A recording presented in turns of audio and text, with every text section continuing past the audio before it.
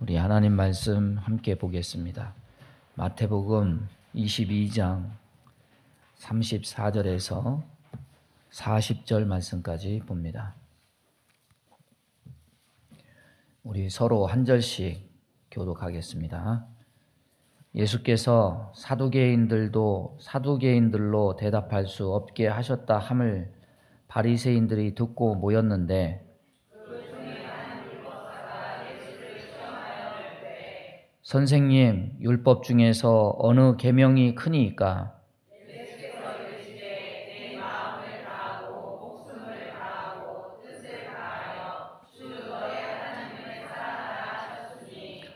이것이 크고 첫째 되는 계명이요.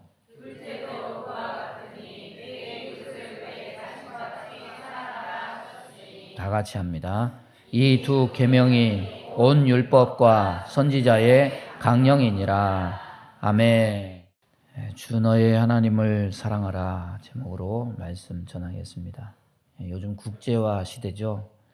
우리 교회 앞에 인도로 사람들이 지나다니는데 매일 외국인들 얼굴을 봅니다. 어렵지 않게 볼 수 있습니다. 옛날에는 동남아 여인들하고 같이 결혼한 그 가정을 다문화 가정이다 이렇게 얘기했는데, 요즘은 동남아뿐만 아니라 세계 많은 곳에 있는 그 청춘 남녀들이 우리나라 사람들하고 결혼을 하는 것 같습니다. 그래서 요즘에는 국제 커플이다 뭐 이런 단어도 많이 사용이 됩니다. 사랑의 국경이 없다 이 말은 오늘날 스마트폰, 이 SNS가 증명해 주는 것 같습니다. 우리나라 어떤 청년이 볼리비아에 있는 처녀와 SNS로 소통하다가 사랑에 빠졌어요. 여자와 소통하기 위해서 스페인어도 배웠습니다. 그러다가 여자가 남자와 연락이 끊어졌는데 이 남자가 궁금해서 못 견디는 거예요. 계속 생각이 나고. 그래서 어렵게 해서 비행기표를 구해서 볼리비아로 날아갔습니다. 그런데 주소도 몰라요. 이름만 알고 간 거예요. 서울에서 김서방 찾기 한 거죠. 어찌 수소문 해가지고 뭐 이름이 말이래나 이 여자를 찾았습니다. 근데 이 여자가 이제 좀 식어져가지고 만나주지 않고 SNS도 다 차단해버린 거죠. 남의 나라 와가지고 참 난감한 상황이 된 겁니다. 그러면 여러분, 이제 안 되나 보다 포기하고 다시 돌아와야 되잖아요. 포기하지 않아요. 우연찮은 기회에, 이게 정말 우연찮은 기회에 이런 소식이 TV 기자에게 들어갔습니다. 졸지에 남의 나라 TV에 출연해가지고 이영만리 사랑을 찾아서 그 나라까지 왔다. 여자친구가 자기를 차단하고 안 만나준다. 이걸 막 호소한 거예요. 이 남자는 볼리비아 여자들에게 충격의 감동을 주었습니다. 볼리비아 여자들은 인터뷰하는데 여자들에게 친절하지도 않고 뻣뻣하고 낭만이었는데 저 지구 반대편에서 한국이란 나라에서 사랑하는 여자를 만난다고 이렇게 찾아왔는데, 아니 세상에 이런 행운을 얻은 여자가 누구냐, 빨리 만나줘라. 행복에 겨워 간이 배 밖으로 튀어나왔냐, 빨리 나와서 이 불쌍한 남자친구를 구해줘라. 그래서 이 남자가 이 볼리비아 여자들에게 로맨스에 불을 지른 겁니다. 인기 연예인이 돼가지고 길거리 가면 다 막 사인해달라, 사진 찍자. 많은 사람들이 이 사정을 안타까워하고 동정을 표했습니다. 지성이면 감천이라고. 어느 날 반대로 이제 여자가 남자를 찾기 시작했어요. 그래서 우여곡절 끝에 다시 소통이 되고, 이 남자가 다시 TV에 출연해가지고 여자친구에게서 연락이 왔다 그러면서 기뻐하면서 후일담을 전하는 것을 봤습니다. 여러분, 말이 다르고 피부가 다르고 문화가 달라도 이심전심 통하는 것은 이 사랑의 감정일 겁니다. 그러나 사람의 사랑이 아무리 감동을 주고 위대해 보여도 하나님 사랑보다는 못한 겁니다. 인간의 사랑은요, 뜨거워도 유통기한이 있어요. 시간이 지나면 감정이 익숙해지면 식어지는 때가 있습니다. 최고의 사랑은 하나님 사랑입니다. 그런데 이 사랑이 위대한 것은 이 사랑은 처음부터 지금까지 식어지지 않는, 변치 않는 사랑이기 때문에 그렇습니다. 우리는 하나님이 우리를 사랑한다는 것을 압니다.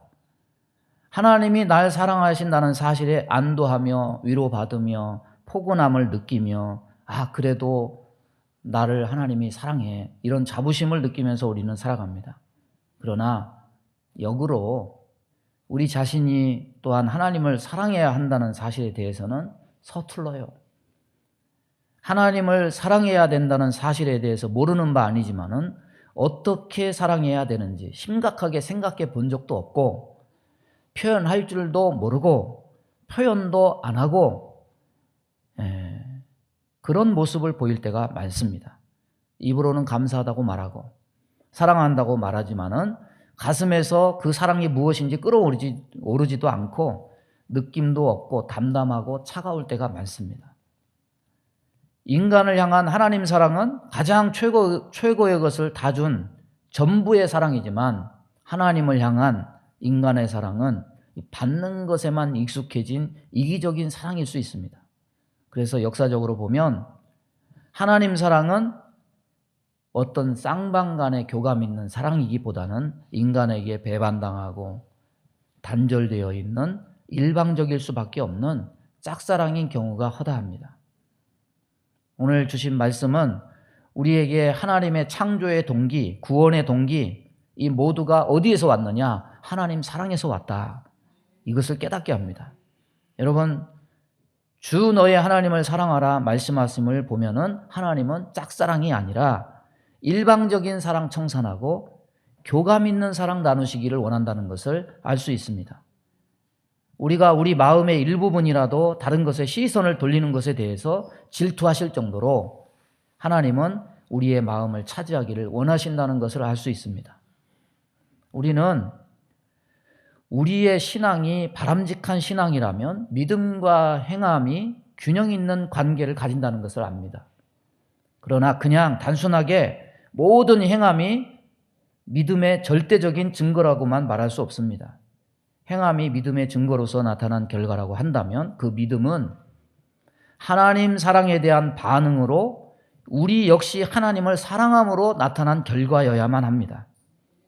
그러나 실제적 신앙생활에 있어서 이런 기초 위에 세워지는 믿음도 있지만 때로 사랑에 대한 동기 없이 믿음과는 관계없는 그런 행함도 있습니다.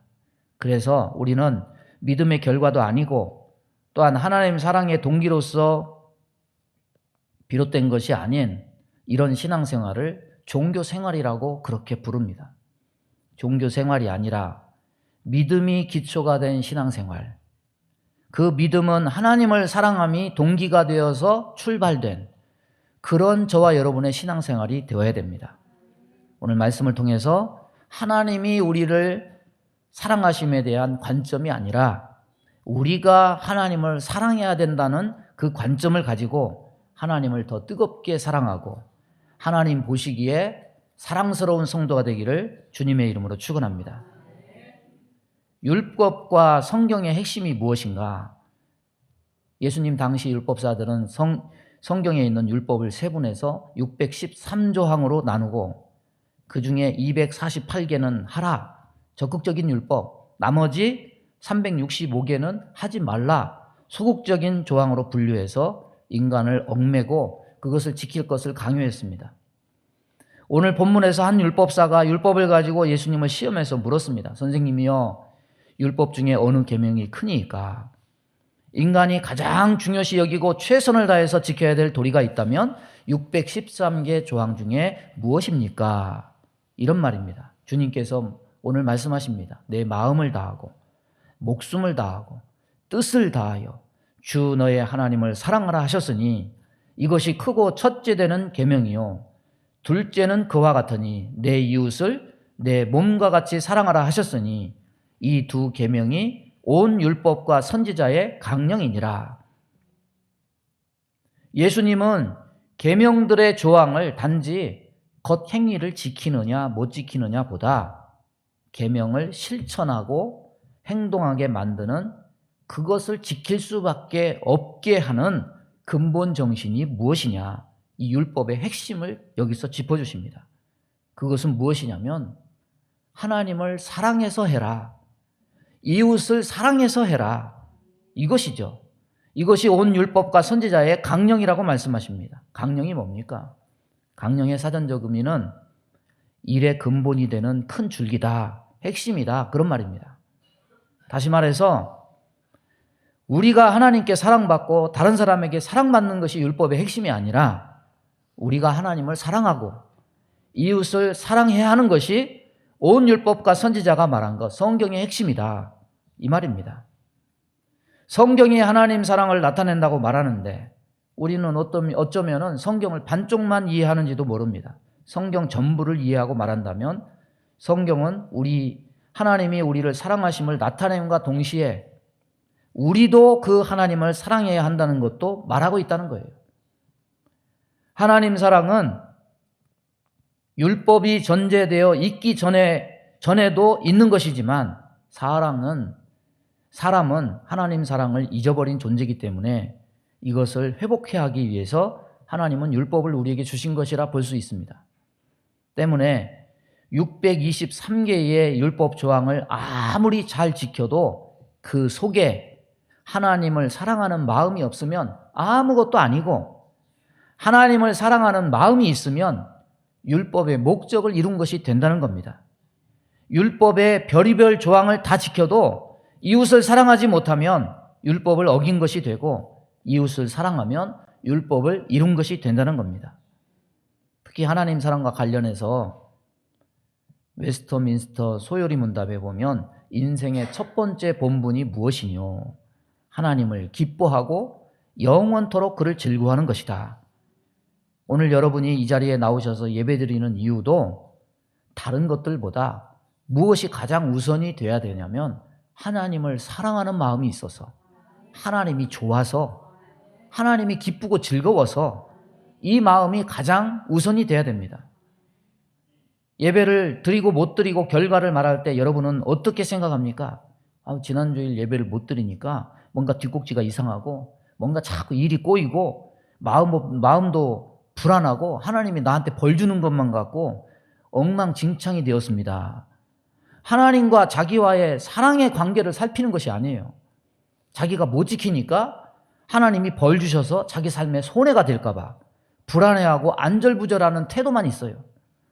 이런 모습은 사랑이 동기가 되어서 예배를 드리는 모습이 아닙니다. 아마도 장기적으로 그런 태도를 가질 때 하나님은 사랑하는 자기 백성을 정신 차리라고 때로 하나님께서 뭔가 침을 놔서 정신을 차리게 할 수도 있을 겁니다. 그러나 기본적으로 예배에 임하는 태도가 하나님께 예배 안 드리면 하나님이 나에게 복수하시니까 나의 안전과 안위를 위해서 예배 드리는 것이라면 우리는 하나님을 사랑해서 예배 드리는 것이 아니라 복수하시는 하나님이 무서워서 할 수 없이 한 주간을 평안하게 액땜하려고 예배 드리는 것이 되고 만다는 거예요. 가끔씩 그런 얘기해요. 주일날 어디 갔다가 물에 빠져 죽을 뻔해가지고 나 그 다음부터 절대로 주일 안 범한다. 11조 떼먹었다가 큰일 날 뻔해가지고 나 절대로 11조 안 떼먹는다. 여러분 물론 그런 경험도 중요하죠. 그러나 가장 중요한 동기는 뭐냐면 하나님을 사랑해서 예배 드리고 싶어하고 하나님께 감사해서 헌금 드리고 싶어하고 사랑이 동기가 되어야 됩니다. 여러분 우리나라가 국교를 기독교로 삼으면 사람들이 예수 잘 믿을까요? 영국은 연합왕국이죠. 내 나라가 유나이티드 킹덤 해가지고 영국은 연합왕국이죠. 그 중에 영국의 국교가 아니라 잉글랜드 국교는 성공회입니다. 헨리 8세가 카톨릭에서 분리해내가지고 만든 성공회입니다. 그래서 한때 모든 국민은 태어날 때부터 교회의 교인이 됩니다. 11조를 안 내면 국가에서 강제적으로 11조를 징수해가고 예배 참석 안 하면 벌금을 물어요. 그런 식으로 신앙생활을 강제적으로 통제했습니다. 과연 이렇게 통제를 가해서까지 강제적으로 예배드리게 하고 11조 내게 하고 그러면 하나님이 그 예배를 받으실까? 마음에도 없는 11조, 마음에도 없는 예배. 그러니까 강제적 징수와 벌금에 사람들은 하나님 사랑을 느낀 게 아니라 반발과 증오를 여기서 품었습니다. 공권력의 굴복에서 하나님 사랑이 아니라 벌금 안 물려고 어쩔 수 없이 교회 다니고, 이런 모습, 겉모습은 그럴싸해 보지만 이건 하나님과 아무 상관이 없는 일입니다. 그 안에 하나님 사랑하는 동기가 없기 때문에. 예배는요, 액땜하기 위해서 드리는 것이 아니고, 11조는 벌금 안 물기 위해서 마음에도 없이 억지로 내는 것이 아니고, 전부 다 무엇의 표현이냐? 하나님 사랑에 대한 표현입니다. 저와 여러분은 왜 하나님 말씀대로 살려고 합니까? 복 받기 위해서? 그런데 그것은 말씀대로 산 결과로서 하나님이 책임지실 몫이지 우리가 관여할 수 있는 일이 아닙니다. 말씀대로 산 결과는 하나님이 우리에게 행하실 몫이고, 말씀대로 살아야 하는 동기는 우리 인간의 몫입니다. 따라서 우리는 말씀대로 살려는 동기에 주목해야 됩니다. 모든 율법의 핵심 동기는 무엇이냐? 하나님 사랑이다. 내가 하나님을 사랑하기 때문에 나는 말씀대로 살아야 한다. 따라서 보겠습니다. 내가 하나님을 사랑하기 때문에 나는 말씀대로 살 것이다. 사랑의 발로가 아닌 어떤 이유에서라면 하나님은 그것을 온전한 제물로 받지 않아요. 왜 무언가는 행하고 왜 무언가는 행하지 말아야 하는가? 하나님을 사랑하기 때문에 행하는 것이고, 하나님을 사랑하기 때문에 행하지 말아야 된다. 율법과 선지자와 성경은 인간 편에서 내가 하나님을 사랑하는 그 마음을 빼놓고 아무것도 온전히 행할 수 없다고 말씀합니다. 여러분, 우리의 직분과 책임과 의무, 과연 이 사랑이 빠진 채 하지 않았는지 뒤돌아볼 수 있는 귀한 시간이 되기를 바랍니다. 왜 이렇게만 되어야 되는가? 이 세상 모든 세계는 인간 중심으로 움직이는 것이 아닙니다. 이 세상 모든 것은 하나님을 중심으로 이루어지는 겁니다. 이 세상이 사람을 중심으로 돌아가는 것 같지만은 한 사람의 생명과 인생 계획이라도 사람에게 절대 주권이 없습니다. 모든 주권은 하나님께 있습니다. 저와 여러분이 황제가 된다면 과연 뭘 마음대로 할 수 있을까요? 로마 황제들 삶을 보면은 삶이 황제라도 자기 마음대로 되지 않는다는 것 여실히 드러납니다. AD 70년에 예루살렘이 멸망했죠. 그 예루살렘 멸망을 진두지휘했던 사람이 베스파시아누스 황제 아들 티투스입니다. 이 베스파시아누스 황제는 네로 황제가 죽은 다음에 뒤를 이어서 황제가 됐는데, 티투스는 베스파시아누스 황제의 뒤를 이어서 황제가 됐습니다. 황제가 된 이후에 불운의 연속이에요. 아마 예루살렘의 멸망에 대해서 하나님이 책임을 물으셨는지 베수비오 화산이 폭발해가지고 폼페이시가 화산재에 다 묻혀버려요. 로마의 대화재가 발생해서 이재민들이 막 발생해요. 로마 전역에 전염병이 발생해서 전염병이 막 창궐합니다. 불났죠. 화산 폭발이 있죠. 거기다가 전염병이 발생하죠. 통치 3년 만에 그거 싸매고 머리 싸매고 고통당하다가 결국에는 병으로 죽고 말았어요. 여러분, 역사상 유명한 철인 황제라고, 철학하는 황제라고 불리는 마르쿠스 아우렐리우스 황제, 양아버지 밑에서 20년 동안 전쟁도 없이 문제도 없이 너무나 평안하게 황태자로 보내고 있다가 막상 자신이 황제가 됐을 때는 자기 의지와 상관없이 23년 치세 중에 19년을 전쟁터에서 보내다가 전쟁터에서 죽은 최초의 로마 황제가 됐습니다. 원래 군인이었던 것도 아니고 건강한 체질도 아니었어요. 그런데 평안한 삶을 바라지만은 평안한 삶을 누릴 수 없고 험난한 전쟁터 누비다가 결국 전쟁터에서 죽었습니다.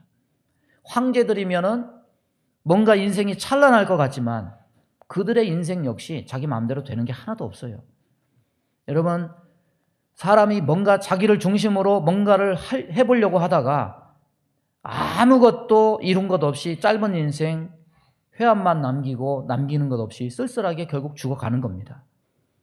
우리가 진정한 신앙을 가졌다면 나 중심의 세계관이 아니라 하나님 중심의 세계관을 가져야 됩니다. 성경 보면 이사야 43장에 이 백성은 내가 나를 위하여 지었나니 나를 찬송하게 하려 함이라. 하나님이 사람을 위해 존재하는 것이 아니고 사람이 하나님을 위해 존재하는 겁니다. 하나님이 우리를 만드신 이유는 기계의 부속품과 같은 역할이 아니라 사랑을 전제로 한 인격적 관계를 갖기 위해서 저와 여러분을 지으셨습니다.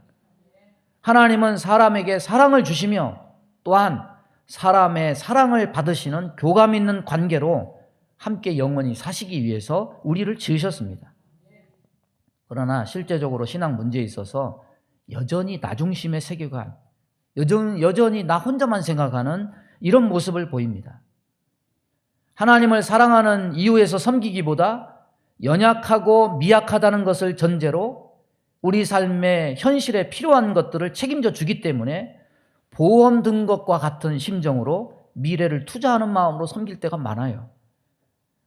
하나님을 사랑하는 것이 인간의 본질이어야 함을 잊어서는 안 됨에도 불구하고 이것을 너무 쉽게 잊어버릴 때가 많습니다. 하나님이 우리 삶의 중심이고 사랑의 대상이기보다 우리 삶의 주변머리에서 맴돌면서 우리의 부족한 부분을 액땜해주고 보충해주는 역할로만 생각한다면 우리는 하나님을 하나님으로 대접하는 것이 아니라 이방인이 그러하듯이 수호신 삼는 것과 같은 겁니다. 여러분, 이스라엘 백성의 부패는 바로 그런 마음에서 출발한 거예요. 출애굽기 32장 8절에 그들이 내가 그들에게 명령한 길을 속히 떠나 자기를 위하여 송아지를 부어 만들고 그것을 예배하며 그것에게 제물을 드리며 말하기를 이스라엘아 이는 너희를 애굽 땅에서 인도하여 낸 너희의 신이라 하였도다. 우리의 연약함이나 필요보다 우선되는 것은 하나님을 사랑하는 겁니다. 내가 이 세상의 험난한 삶을 헤쳐가기 위해서 하나님이 잠시 필요한 것이 되면 안 됩니다. 내가 일단 살고 봐야 되기 때문에 하나님이 필요한 것이 되면 안 됩니다. 그런 신앙생활은 결국은 어떻게 되느냐? 자기를 위해서 송아지를 만들고 엉뚱한 모습의 하나님을 이것이 나를 인도한 여호와다 이렇게 한 이스라엘 백성 모습과 다를 바가 없다는 거예요. 우리가 제대로 신앙생활 하려면 하나님이 왜 우리 인간의 존재를 창조하시는지를 깊이 생각하지 않으면 안 됩니다. 하나님이 우리에게 요구하시는 것은 우리가 하나님을 사랑하며 그분을 즐거워하고 기뻐하는 것입니다. 여러분, 세상 만물 중에 하나님과 교제권을 가진 것은 오직 인간밖에 없습니다. 그 교제도 단순히 의사소통의 목적만을 위한 교제가 아니라 사랑이 담긴 교제입니다. 그래서 태초의 관계는 하나님이 우리를 사랑하고 우리가 하나님을 사랑하는 이 교제 가운데 인간은 영생을 누리고 생명을 누리고 하나님 안에 있는 기쁨과 즐거움과 의를 자기 것으로 가지고 살 수 있었습니다. 하나님이 사랑의 관계를 영원히 지속하며 살기를 원하셨습니다. 그럼에도 불구하고 인간이 하나님을 떠나서 다른 것을 사랑하는데 너무 익숙해 있습니다. 그리고 하나님 안에 속했다고 하면서 사랑의 마음은 따로 떼어놓은 채 형식만 갖춰서 마음 없이 드리는 예배, 벌 줄까봐 액땜하듯이 드리는 예배, 자기 필요에 의해서 멀어지기도 하고 가까워지기도 하는 이 종교생활, 이런 모습으로 하나님 섬긴다고 할 때가 많습니다. 우리가 존재하는 것은 하나님 사랑 때문이에요. 또한 하나님을 사랑하기 위해서예요. 따라서 보겠습니다. 내가 존재하는 것은 하나님 사랑 때문이다. 또한 하나님을 사랑하기 위해서 존재하는 것이다. 잊지 않기를 바랍니다. 칼빈이 기독교 강요에서 이렇게 말했습니다. 하나님께 대한 지식이 없이는 나에 대한 지식이 없다. 하나님을 부인하면 내 존재는 없어지는 거예요. 그러나 하나님을 정확히 알면 나 자신을 잘 알 수 있습니다. 그래서 하나님을 아는 사람, 자신을 정확히 아는 사람은 하나님을 사랑하지 않을 수가 없습니다. 주 앞에 나와서 쏟는 여러 가지 문제들, 괴로움이 있죠. 그러나 사실 주님 보시기에는 사업이 흔들림이 문제가 아니에요. 내 육신의 삶이 흔들림이 문제가 아니에요. 신앙적으로 보면 내 일신의 문제가 가장 문제가 아니에요. 예수님은 그들의 문제가 무엇인지 아셨습니다. 뭐라고 예수님이 하셨느냐? 따라서 해보겠습니다. 하나님을 사랑하는 것이 너희 속에 없음을 알았노라. 하나님 사랑 없이 예배도 드리고 기도도 하고 뭣도 하고 봉사도 하고 다 하죠. 하나님 사랑 없으면 결국 삐뚤어진 길을 가게 되는 거예요. 우리의 문제도 바로 이겁니다. 하나님 사랑을 위해서 지어졌고 존재함에도 불구하고 하나님 사랑이 없음을 문제의식으로 발견치 못하는 그것이 바로 우리의 큰 문제입니다. 자기 일신의 문제에 있어서는 막 불안감을 느끼고 초조해하고 눈물 짓고 부르짖을 줄 아는데 하나님을 사랑하고 찬양하고 즐거워하기 위해서 지어진 자기 자신이 정말 하나님을 사랑하지도 않고 기뻐하지도 않고 즐거워하는 마음도 없고 감정적으로도 의지적으로도 너무나 차갑고 냉랭하기 그지없는 것에 대해서는 전혀 반응이 없고 반성도 없고 마음이 아파함이 없는 것, 이것이 문제라는 거예요. 그래서 종교적 틀은 갖추고 있지만 사랑 때문에 예배함이 아니라 나를 위해서 예배하고 사랑 때문에 기도함이 아니라 나만의 사건 사고 문제 때문에 기도하고 사랑 때문에 봉사함이 아니라 나의 체면과 명예 때문에 봉사하고 우리 신앙의 동기는 하나님 사랑이 아니라 언제나 자기를 위해서 송아지를 만든 이스라엘 백성의 모습과 유사하게 겹쳐 보일 때가 많다는 거예요. 여러분 아셔야 돼요. 내가 왜 지어졌나? 하나님을 사랑케 하기 위해서 지어졌다. 아셔야 돼요. 저와 여러분의 하나님 사랑의 마음은 과연 어디 있습니까? 이 하나님 사랑의 본질, 우리의 창조 이유를 우리가 회복하면서 이것을 하나님 사랑을 우리 마음속에 담는 저와 여러분 되기를 바랍니다. 37절에 보면 예수께서 가라사대 내 마음을 다하고 목숨을 다하고 뜻을 다하여 주 너의 하나님을 사랑하라. 마음을 다하여 사랑하라. 목숨을 다하여 사랑하라. 뜻을 다하여 사랑하라. 그런데 이것보다 전제되어 가장 먼저 생각할 말씀이 있습니다. 예수님은 사랑의 대상을 명확히 지적하고 계십니다. 예수님께서 하나님 존재에 대해서 아주 구체적으로 표현합니다. 주 너의 하나님이다. 따라서 보겠습니다. 주 너의 하나님이다. 예수님은 하나님과 우리들 사이에 사랑하라고 하는 것이 추상적이거나 이론적이거나 그런 것이 아니라 연인끼리 구체적으로 개인적으로 사랑을 나누듯이 그렇게 하나님과 구체적인 관계를 갖고 구체적인 만남을 통해서 사랑하라고 가르치십니다. 내 부모님이 사랑하는 하나님, 내 아내, 남편이 사랑하는 하나님이 아니에요. 우리라는 큰 개념으로 뭉뚱그려 가지고 함께 묻어가는 그런 사랑이 아닙니다. 나와 하나님과의 구체적인 관계에서 사랑이 있어야 되고 표현되어져야 됩니다.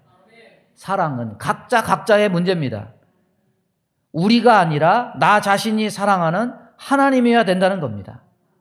모든 사람은 언제나 나 홀로 하나님 앞에 서는 것이고 하나님과 대면하는 것이고 하나님을 바라보는 것이듯 사랑도 마찬가지입니다.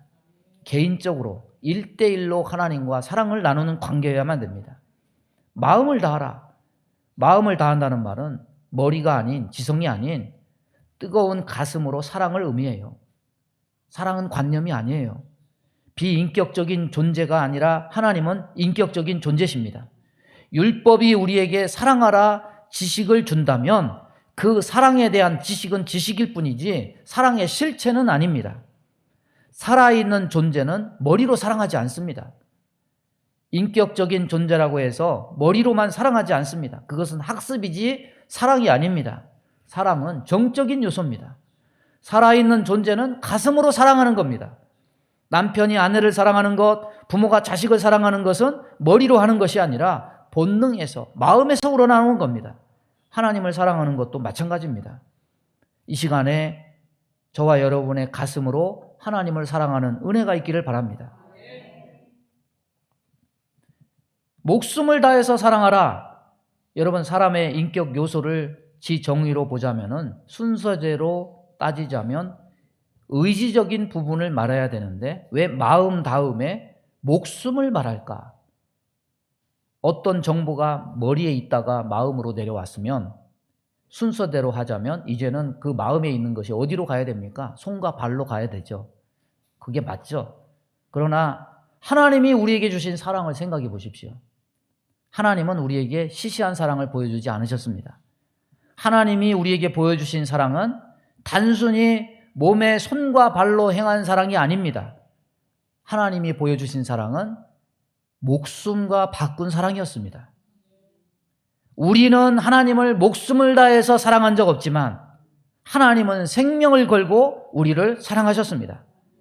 우리는 우리 삶의 필요를 채우기 위해서 종교 행위로 하나님을 향해서 거래할 때가 많지만 우리 하나님은 우리에게 사랑을 주고 우리의 사랑을 받으시기 위해서 자기 아들의 생명 전부를 주셨습니다. 우리가 아무리 하나님 좋다고 해도 여기까지 이 이상 들어오시는 것은 부담스러워요.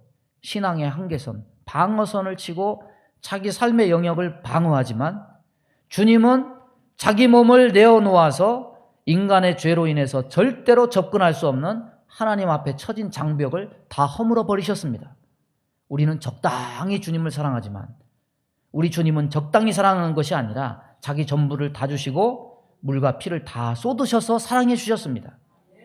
우리는 우리 것을 지키기 위해서 하나님을 포기할 때도 있지만 하나님은 우리를 포기치 않으시고 목숨과 같은 아들도 주셨습니다. 우리는 우리 전부를 다 드리지 못하지만 하나님은 하나밖에 없는 당신의 아들 독생자 예수를 십자가에 비참하게 죽이기까지 우리를 사랑하셨습니다. 여러분, 하나님이 우리를 사랑하신 사랑이 목숨 건 사랑입니다. 목숨과 바꾸기까지 보이신 사랑입니다. 우리의 사랑을 단순히 지정의 순차적으로 보면 머리에서 마음으로 내려오기가 참 천리길이에요. 그런데 마음에서 손과 발로 가기까지가 또 만리길이에요. 손과 발까지 내려오는 것도 어려운데 목숨을 다해서 사랑하라. 이거는 얼마나 더 멀겠습니까? 그런데 이 의미는 뭡니까? 진짜 사랑은 조건 걸고 하는 게 아니라는 거예요. 새 많은 것이 아니라는 겁니다. 상대적인 것도 아니라는 겁니다. 진짜 사랑은 뭐냐? 생명까지 던져도 후회도 없고 아낌도 없다는 거예요. 저 양화진 묘역에 가면 우리나라에 아무 조건 없이 와서 생명을 버린 선교사들의 그 묘지가 몇백 개가 있습니다. 그 중에 여러분 우리나라에 처녀 선교사들이 얼마나 많이 온 줄 모릅니다. 그 중에 한 선교사는 이런 말을 남겼어요. 내 생명이 1000개가 있다면 이 1000개를 한국에 있는 영혼들을 구원하기 위해서 나는 다 드리겠다. 아무 이름도 없이 빛도 없이 그렇게 희생한 그분들의 헌신과 희생 때문에 목숨 건 사랑 때문에 오늘날 한국교회가 있는 거고 저와 여러분이 있는 거예요. 우리가 하나님에게 그런 존재이기 때문에 하나님은 우리에게 목숨 건 사랑을 보이셨고 또 어떤 사람들은 예수님을 본받아서 그렇게 우리나라에 와서 피와 모든 인생을 다 헌신한 거예요. 여러분, 우리의 존재가 하나님에게 자기 아들의 목숨과도 바꿀 그런 가치를 부여할 만한 사랑의 대상이었다고 한다면 우리 역시 하나님의 존재가 우리 현실 가운데 가장 중요한 목숨과도 바꿀 만한 가치 이상인 그런 존재라는 사실을 우리는 절실하게 깨달아야 됩니다. 여러분, 하나님은요, 사랑을 말로 하지 않으셨어요. 여러분, 사랑은 절대 말로 하는 게 아니에요. 사랑은 몸으로 하는 거고 사랑은 수고로 하는 겁니다. 따라서 보겠습니다. 사랑은 몸으로 하는 것이고 수고로 하는 것이다. 내가 너 사랑해. 여러분, 부모가 자식에게 그런 말 할 필요 없어요. 그냥 같이 살면서 그 사랑한다는 것을 행동으로 보여주면 자식은 어느 정도 장성해서 그것을 다 깨닫게 돼요. 여러분, 하나님도 마찬가지입니다. 몸의 가장 중요한 목숨으로 당신의 사랑을 보이셨습니다. 과연 진정으로 우리에게 하나님이 모든 가치 이상을 초월하는 존재라고 인정한다면 우리가 하나님을 사랑한다는 그 실제를 우리 몸의 목숨으로 사랑을 보일 수 있겠는가? 우리에게 생명을 줘서 그 사랑을 보이셨다면 우리 역시 하나님의 은혜 받아서 생명을 걸고 목숨을 다해서 사랑하는 이 말이 무리한 요구는 아니라는 것을 깨달아야 됩니다. 다음으로 뜻을 다해 사랑하라고 가르칩니다. 온 정성을 다해서 우리의 모든 생각과 의지를 총동원해서 사랑하라는 말씀입니다. 시간과 정열과 재물과 모든 은사를 다 동원해서 사랑하라는 겁니다.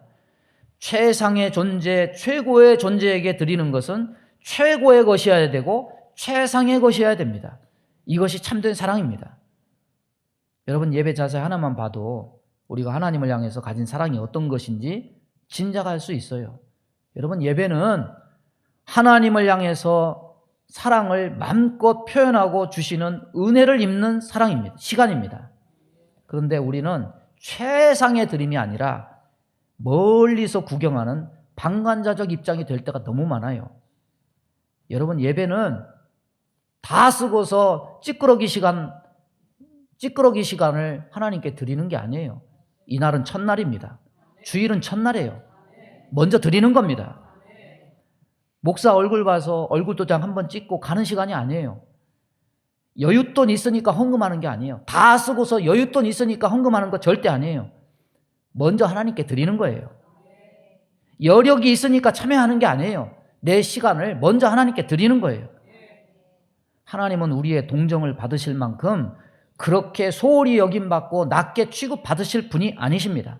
사랑하니까 최선의 것으로 뜻을 다해서 드리는 것이어야만 됩니다.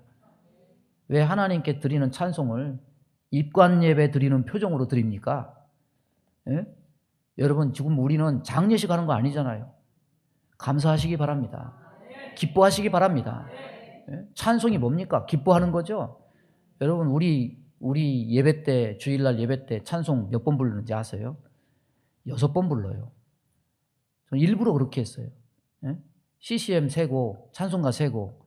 왜냐하면 우리 교회 성도들 분포가 어른들도 있고 이게 골고루 다 있어가지고 어디에다 초점을 맞출 수가 없어. 예? 많이 부를수록 더 좋은 거 아닙니까? 기쁜 마음으로 들으시기를 바랍니다. 왜 찬송 부를 때 넋을 잃고 있어요? 예? 영혼이 왜 떠나 있어요? 몸만 있어요. 왜? 마음에 하나님이 좋아서, 하나님이 기뻐서 세상 노래만 흥겹게 부르지 말고 하나님을 진정으로 좋아해서 찬송 부르시기 바랍니다. 예배는요, 하나님께 대접하는 거예요. 사람에게 대접할 때 소홀히 해서 됩니까? 대접한다고 해놓고 그에 걸맞는 태도를 취하지 않으면 그것은 상대방을 초청해놓고 멸시하는 거예요. 하물며 하나님께 대접한다고 하면서, 드린다고 하면서 무례한 대접이 되어야 되겠는가? 하나님은 거지가 아니십니다. 예? 자꾸 귀찮게 굴고 칭얼대는 어린아이에게 젖을 물려서 조용히 시키는 그런 식의 태도가 되어서는 안 됩니다. 그건 사랑이 아니에요. 하나님은 우리에게 그런 사랑 주시지 않았어요. 하나님은 최상의 것을 이미 다 주셨습니다. 우리는 얼마나 사랑하는 마음을 표현하기 위해서 뜻을 다하며 사랑하고 있는가? 최상의 존재, 최고의 존재에게 모든 생각과 의지를 총동원해서 최고의 것으로 최상의 것을 드림으로 사랑을 표하는가? 말씀을 통해서 뒤돌아보시기 바랍니다. 말씀을 맺습니다. 성경을 세 단어로 표현하면 창조, 타락, 구속입니다. 이 전체를 꿰뚫는 한 가지는 뭐냐? 하나님 사랑입니다. 하나님은 인간을 사랑해서 창조했지만 인간이 타락해서 사랑을 배반했습니다. 하나님은 그래도 우리를 향한 사랑을 포기치 않으시고 다시 우리를 예수 그리스도의 십자가 보혈로 구속하셨습니다. 이것이 성경의 요약입니다. 하나님은 당신의 사랑을 이루기 위해서 지금까지 달려오셨고 일하고 계십니다. 그러나 하나님은 단순히 자신의 사랑을 그렇게 보이셨다 해서 끝나기를 원하지 않으십니다. 자기 백성에게 진리의 빛을 비춰주실 때 하나님을 사랑하는 반응이 있기를 하나님은 원하십니다. 우리는 그 하나님 사랑을 머리로는 알고 말로는 표현하면서 정작 그 하나님 사랑에 대해서 반응하기에는 너무나 무감각하고 담담하고 느리고 답답하기 그지없습니다. 이 세대는 마지막 때가 가까워 올수록 오히려 하나님을 사랑하는 것보다 세상을 사랑하는 일에 온통 몰두하게 되어 있습니다. 하나님을 사랑하는 일에 식어버렸을 뿐만 아니라 형제, 자매, 이웃을 사랑하는 일에도 식어져 버렸지만 반대급부로 세상과 죄와 쾌락을 사랑하는 일에는 더할 나위 없는 열심을 냅니다. 오늘이요, 종교개혁 506주년이에요. 세상에는 혁명이 있죠. 교회에는 개혁이 있습니다. 혁명은 일반 백성들이 정치 그런 식으로 하려면 때려쳐라. 그래서 일어나가지고 정치와 세상을 새롭게 하자는 뒤엎어버리는 운동이죠. 이거는 다 뒤엎고 새로 시작하는 겁니다. 그러나 종교개혁은 혁명이 아니에요. 다 뒤엎고 새로 시작하는 것이 아닙니다. 종교개혁은 뭐냐? 원래대로 돌아가자. 본질로 돌아가자. 성경으로 돌아가자. 그런데 그 성경이 뭘 가르칩니까? 하나님이 우리를 사랑하신다. 그러니 너희도 하나님을 사랑하라. 이것을 가르칩니다. 신앙생활 뭡니까? 하나님이 보여주신 사랑에 대해서 나도 합당하게 사랑하러 반응하는 것이 바로 신앙생활입니다. 마음을 다하고 목숨을 다하고 뜻을 다해서 주 하나님을 사랑해서 하나님 보시기에 합당한 성도가 되기를 주님의 이름으로 축원합니다. 우리 주여 한번 부르고 합심하여 기도합니다. 주여 하나님 아버지 감사합니다. 오늘도 주의 말씀을 주의 백성들에게 허락해 주셔서 감사합니다. 합당한 반응이 있게 하여 주옵소서. 하나님을 사랑하는 합당한 반응이 있게 하여 주옵소서. 하나님은 우리에게 목숨을 버리셔서 자기 아들을 십자가에 못 박아서 최고의 사랑을 보여주셨는데 우리는 과연 얼마나 하나님을 사랑하는 마음이 있고 마음과 뜻과 정성과 목숨을 다하여 하나님을 사랑하고 있습니까? 하나님 합당한 반응이 있기 원합니다. 우리의 마음이 은혜로 채워질 수 있도록 인도해 주옵소서. 예수님의 이름으로 기도하옵나이다. 아멘. 믿음의 손을 가슴에 얹습니다. 몸이 아픈 곳에 손을 얹습니다. 하나님, 주님이 우리에게 보이신 사랑은 최고의 사랑이고 목숨을 버리신 사랑임을 믿습니다. 그 아들 예수 그리스도를 십자가에 못 박아서 우리를 구속하시고 다시금 회복의 은혜를 주셔서 우리를 하나님 자녀 삼아주신 은혜 감사합니다. 하나님, 이 세상 삶을 살아갈 때 나만을 위해서가 아니라 하나님을 사랑하는 것에 목표를 두고 살아가는 주의 백성들에게 인도해 주옵소서. 마음을 다하고 뜻을 다하고 성품을 다하고 목숨을 다하여 하나님을 사랑함으로 하나님을 기쁘시게 하는 성도들 다 되게 하여 주옵소서.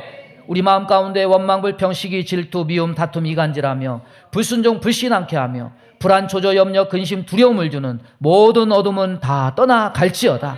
세상을 사랑하고 죄를 사랑하는 마음을 다 쳐내고 하나님을 사랑하는 마음으로 다시금 돌아갈 수 있도록 우리 마음이 개혁될 수 있도록 은혜를 베풀어 주옵소서. 그리하여 하나님과 교통 교제하며 사망의 음침한 골짜기로 다닐지라도 우리와 함께 하시는 그 하나님의 사랑을 입고 우리도 하나님을 사랑하여 그렇게 동행하는 인생길이 될 수 있도록 복내려 주옵소서. 몸이 연약한 곳에 손을 얹고 기도합니다. 손을 얹는 곳마다 보혈로 씻어주시고 성령의 불로 태워 주옵소서. 예수 이름으로 명하노니 모든 병만은 다 떠나갈지어다. 하나님, 세상을 사랑하는 일에 우리의 시간과 정력과 우리의 모든 것을 낭비하지 말고 하나님을 사랑하는 일에 전력을 다하여 우리의 선한 육체가 선한 도구가 되어서 하나님 영광 나타내는 귀한 삶이 되게 복내려 주옵소서. 예수님의 이름으로 축복하며 기도하옵나이다. 아멘.